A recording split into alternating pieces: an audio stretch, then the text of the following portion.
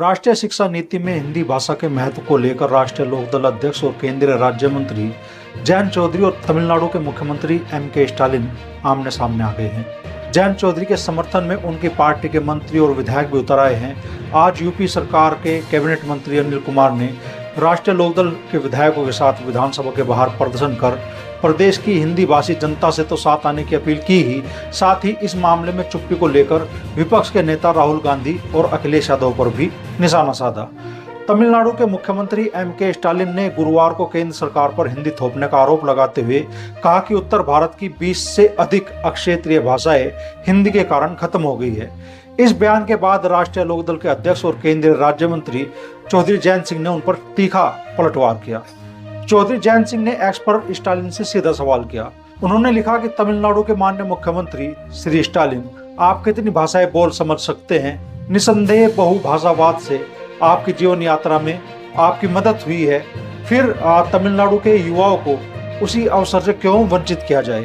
उन्होंने आगे राष्ट्रीय शिक्षा नीति 2020 के सेक्शन 4.13 का हवाला दिया, जिसमें कहा गया है कि बहुभाषावाद और राष्ट्रीय एकता को बढ़ावा देने के लिए त्रिभाषा फार्मूला लागू किया जाएगा।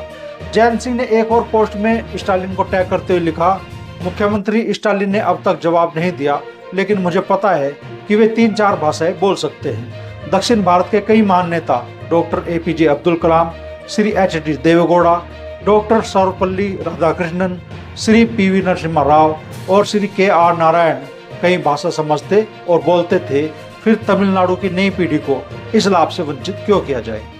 डीएमके सरकार का कहना है कि केंद्र सरकार राष्ट्रीय शिक्षा नीति के जरिए हिंदी थोपने की कोशिश कर रही है, जिसे तमिलनाडु स्वीकार नहीं करेगा।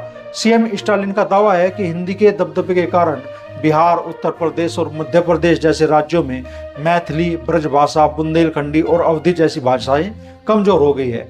हालांकि केंद्र सरकार ने इन आरोपों को खारिज किया है और कहा कि राष्ट्रीय शिक्षा नीति किसी भी भाषा को थोपने की जगह बहुभाषावाद को बढ़ावा देती है।